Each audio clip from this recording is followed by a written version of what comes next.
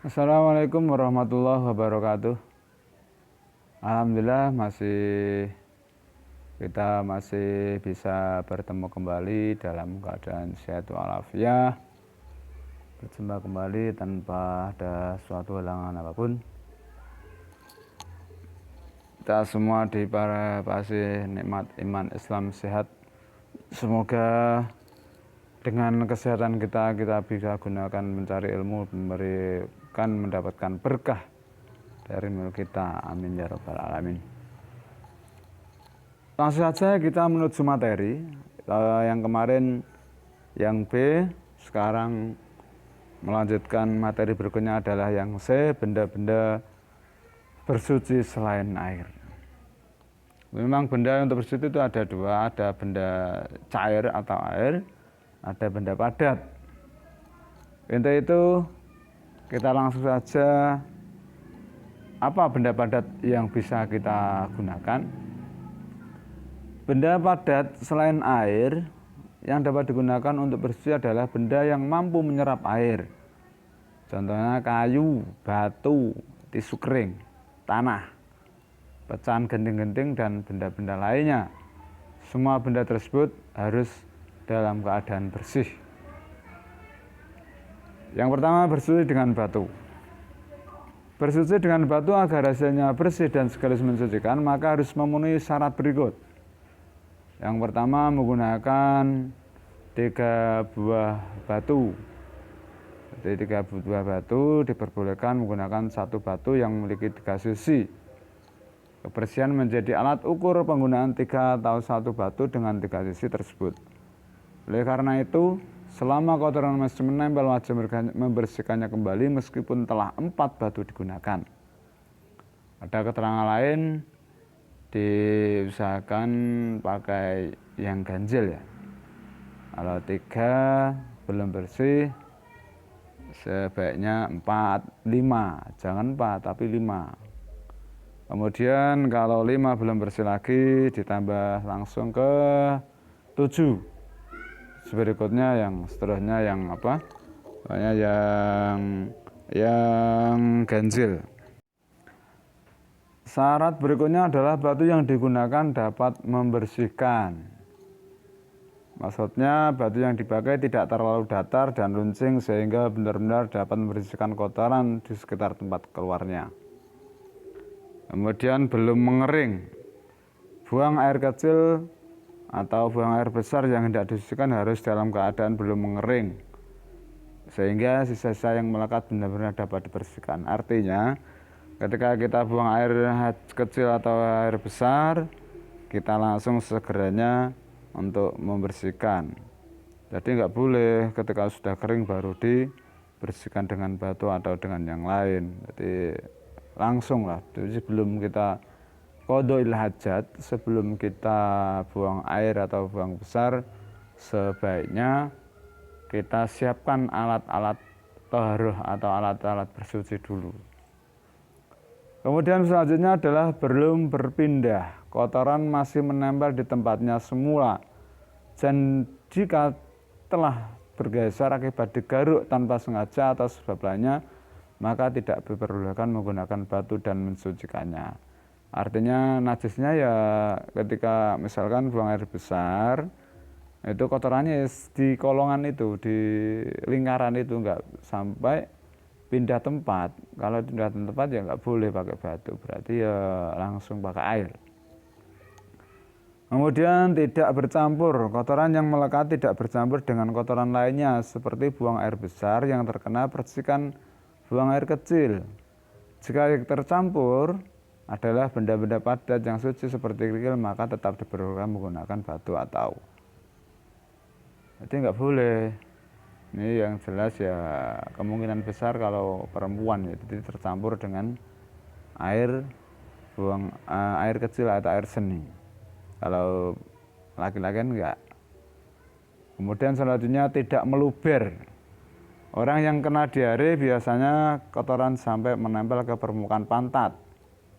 Ini tidak meluber, artinya ya itu tidak pindah dari tempatnya. Diare mesti sampai pantat, bisa sekitar-sekitarnya itu. Kemudian batu dalam keadaan tidak basah. Batu yang terkena air, embun, es, atau ketika hendak digunakan meskipun air membiasainya berupa suci dan mensucikan, tidak boleh batu yang basah digunakan bersuci. Jadi batunya dalam keadaan kering. Kemudian yang batu dalam keadaan suci otomatis. Ketika alat untuk bersuci maka batunya harus bersuci ya, tidak boleh batunya najis, itu tidak boleh, tidak mungkin ketika najis untuk digunakan najis ya nggak boleh. Kemudian yang nomor 2, menggunakan benda padat selain batu. Ternyata ada selain batu untuk kita buat istinja atau buat taharah, membersihkan. Sebagai alat selain batu, sebagai alat maka diperbolehkan mensucikan barang buang air kecil atau buang air besar dengan menggunakan benda-benda lainnya dengan tujuan mewujudkan kemaslahatan. Hukum fikih memperbolehkan melakukan analogi kias, analogi atau kias yang menghasilkan kesimpulan ada tidaknya pengganti batu sebagai alat bersuci. Ini kemungkinannya ini. Seperti contoh tisu, ranting, benda-benda yang biasanya di pesawat itu.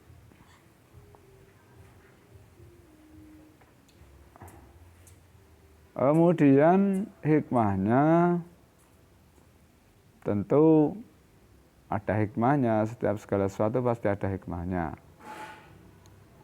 Di antaranya adalah air bersih adalah sumber kehidupan. Jadi penyulingan dan lain sebagainya ini. Kemudian yang pertama tadi ya, bersuci adalah menjaga, hikmahnya adalah pertama bersuci dan menjaga kelangsungan hidup manusia, hikmahnya nomor 1.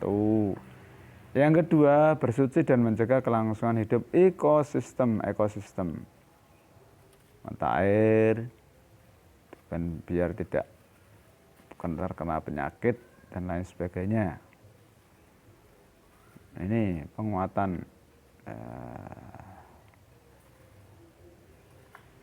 yang terakhir adalah rangkuman. Rangkumannya adalah bersuci secara bahasa memiliki arti bersih atau dari segala kotoran. Menurut istilah fikih, taharah adalah bersuci dari najis dan hadas.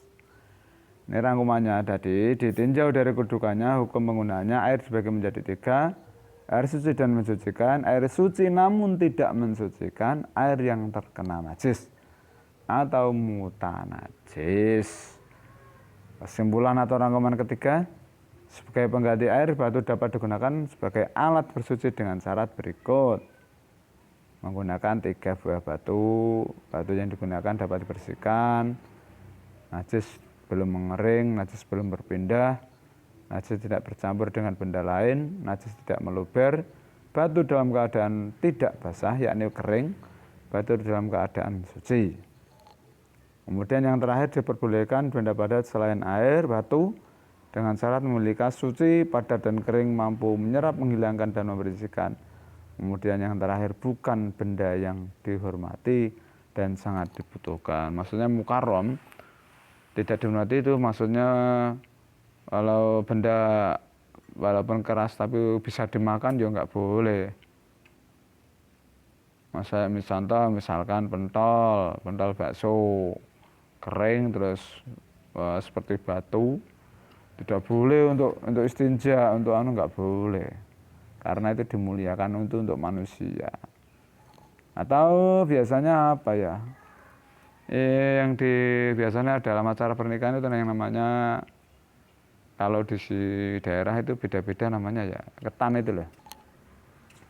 Ana jenenge jadah, ana sing ngarani gemblong, ana sing ngarani dan lain sebagainya. Intinya kalau dimuliakan untuk manusia ya nggak usah untuk dibuat istinja karena dimuliakan. Oke, itu dulu saya bisa saya sampaikan. Mohon maaf sebesar-besarnya. Wassalamualaikum warahmatullahi wabarakatuh.